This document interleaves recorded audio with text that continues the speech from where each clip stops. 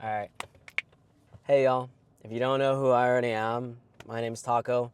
No, that's not my real name, but only my lawyer knows my real name. I've been training for Ironman Texas since the beginning of February.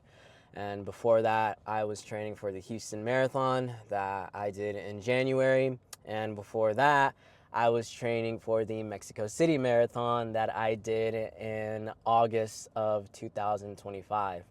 So we are 9 days out from Ironman Texas.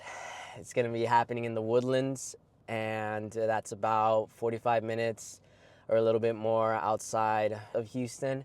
Well, I've gotten the one question, which is, how do you feel about it?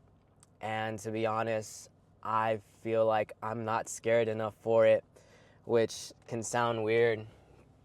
But thankfully, I really appreciate how much confidence I've been gaining throughout the training, especially only training since February, so a little bit more than 2 months.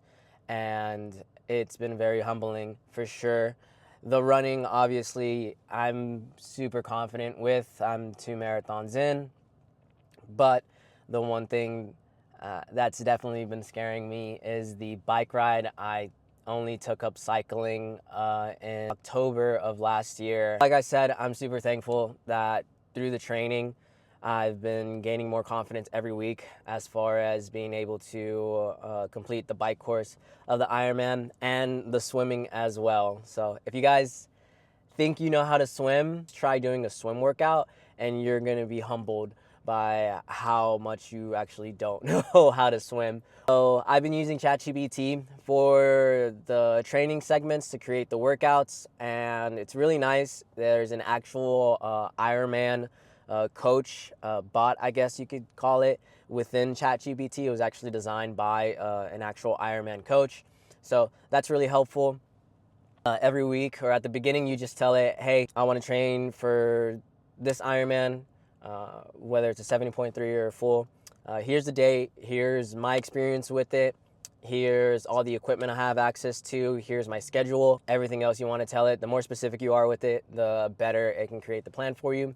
And then from there, for me, for instance, we've been doing it on a weekly basis. So at the end of every week, I'll update it on the workouts that I did or didn't do. And then from there, it'll analyze and create a new workout and give me the goods and the bads and what I should focus on and what I shouldn't focus on. At the beginning of February, my swimming was horrendous. I could not even do like 50 yards continuously. And that was, like I said, super humbling. So that gave me a hit on my ego as far as like, dude, like, can you actually do this? Are you going to be able to actually do this?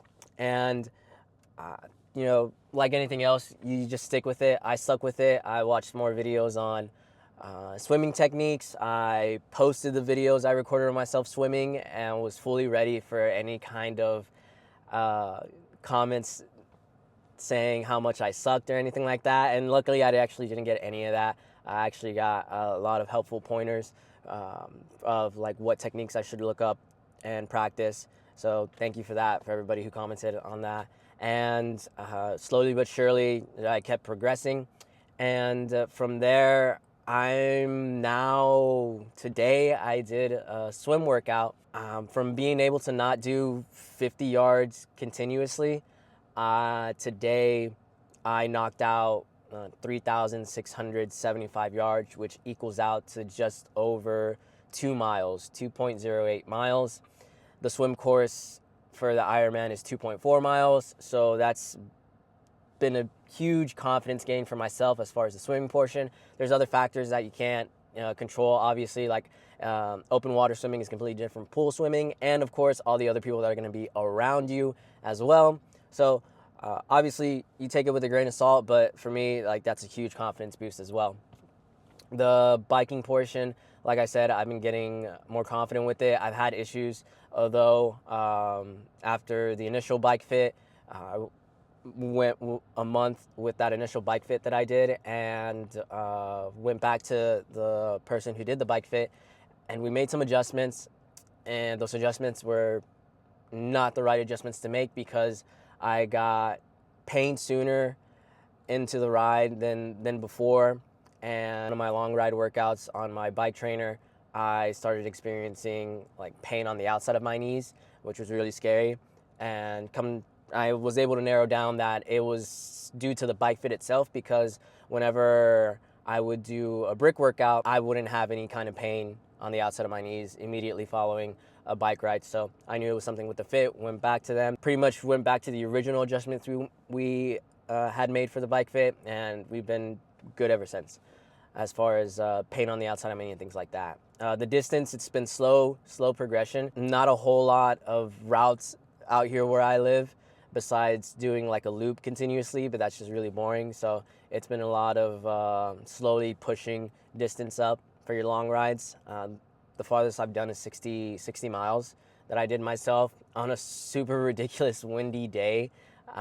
First 25 miles I had headwind, but then it was mostly tailwind on the way back, and that was within 4 hours. That took that put a hit on my ego, because 60 miles is over half the distance for the bike course for the Ironman Texas, but you only get 7 hours to complete that. After the workout, I'm sitting there thinking, like, am I going to be able to knock out another 40, 45, 50 miles without within 3 hours? So luckily, the way the course is designed for Ironman Texas, they shut down part of 610 Hardy Toll Road for us, so it's like just a straight shot on a highway, which is really nice. The only thing we have to worry about is headwind that day, or which way the wind is going to be blowing that day. For those of you who don't know, the Ironman is a branded triathlon event. There's tons of different triathlons across the board, across the world, but Ironman is the one that most people are familiar with, or at least can recognize the name. So a triathlon is 3 disciplines: swim, biking, and running. In that order, at least for Ironman. I'm not sure if any of the other triathlons do it in a different order, but most triathlons do it in that order. So the swim course distance is 2.4 miles or 3.8 kilometers. The biking course distance is 112 miles or 180 kilometers.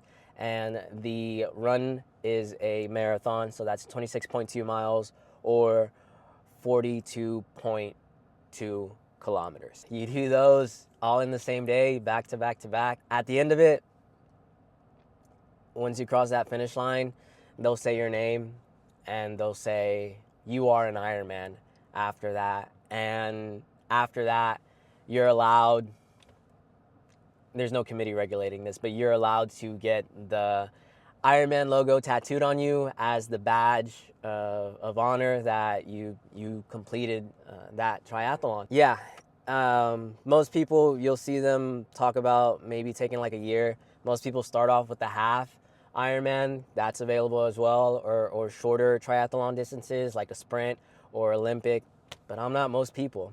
So I've always been the one to just go straight for the big one, whatever it is. And to me, it's because if you're going to try something, if you're going to try for something, like, try for the most. It's essentially, go big or go home. But obviously some people would say, oh, you should have started with the half first and this and that. But one, if you do the half Ironman, you don't get called an Ironman once you cross the finish line. And two, the more I've been doing all this endurance training for marathons and for this specifically, the more that I've seen the amount of money and time that you're putting into this, you might as well, at least in my opinion, if you have the time to train for it, you might as well just go for the big one, because it's going to cost you about the same as far as what you're spending on equipment for a bike, for shoes, for nutrition. And if you're traveling, then you're spending money on flights, then you have to disassemble your bike and buy a protective casing for it to send it on the airplane, hotel, things like that. So to me, if you're gonna go for it, then go for it. Go for it all the way. But obviously, respect to everybody else who starts off with a half, who starts off with Olympics distances or sprint distances. Like, those are incredible feats on their own as well. So what I was saying earlier is, like, I feel like I'm just not scared enough for it. And that comes from, with any of these kinds of events, you always have to respect the distance. You always have to respect the event. There's tons of people that You'll find on social media that will say like, oh, I signed up for this race without any training, which to be honest isn't impressive because anybody can just sign up for something and go and do it. But the real impressiveness of these events is the training, because like I said, some people take a year to train for these events, and it's all the work that you're putting in there. I mean, you're training for just one day specifically, and that day shows all the effort you've been putting in on the last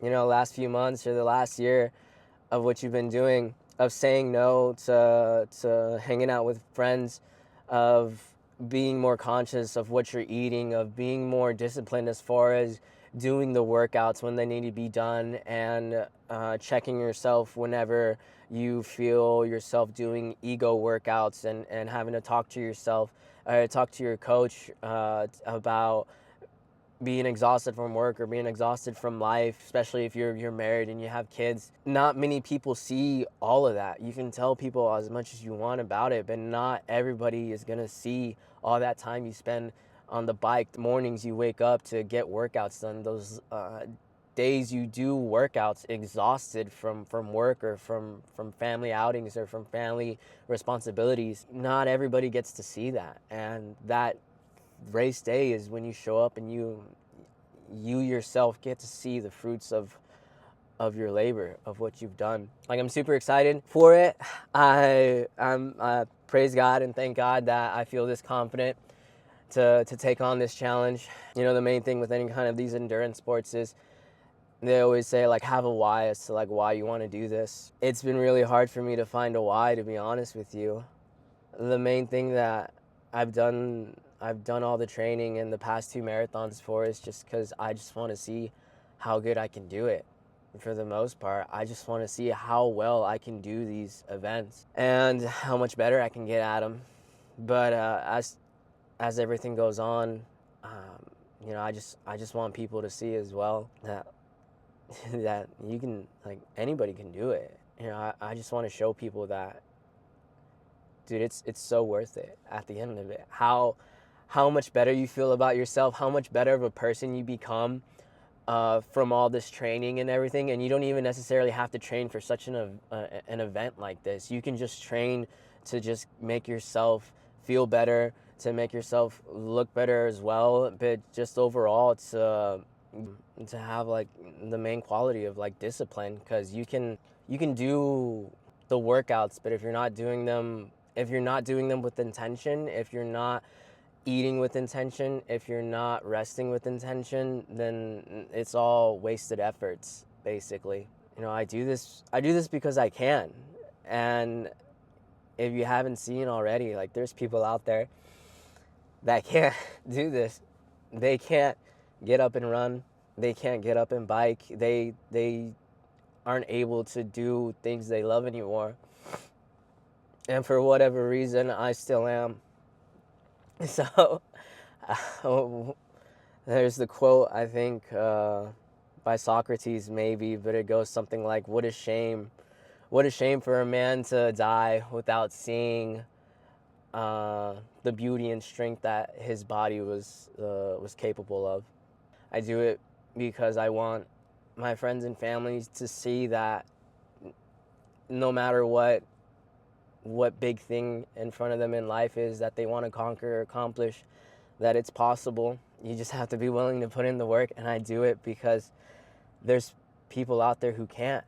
What a waste it would be for me to not go out and try to accomplish great things like this. So anyway, yeah, this is a video that I've been trying to make for a while now and record, but I just haven't taken the time to do it. So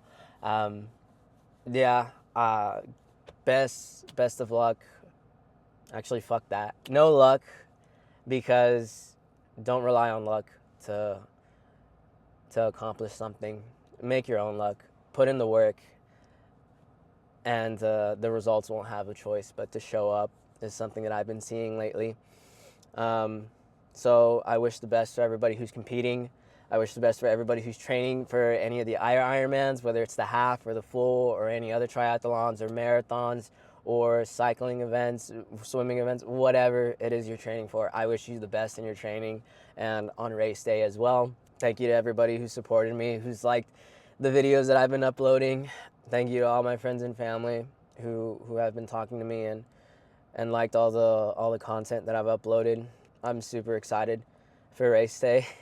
Some of the mantras that I always tell myself throughout these events is con todo menos con el miedo, which basically translates to like with everything but fear. And show them how easy hard is, never give up, pain now, strong later, set the tone. These are all just things that I tell myself throughout training and on an actual race day to keep me going. I guess to be as corny as possible, just believe in yourself, you know? Believe in yourself so much that people think you're fucking crazy. Because if anything, dude, you have to be crazy. I guess the last thing is like, God gives you that dream for a reason. If God didn't think you were capable of accomplishing it, then the vision wouldn't have been given to you. Yeah. Thank y'all. Hope y'all have a good rest of your day, rest of your week, rest of the year. I'm rooting for y'all. I believe in you. Yeah, man. Do it because you can.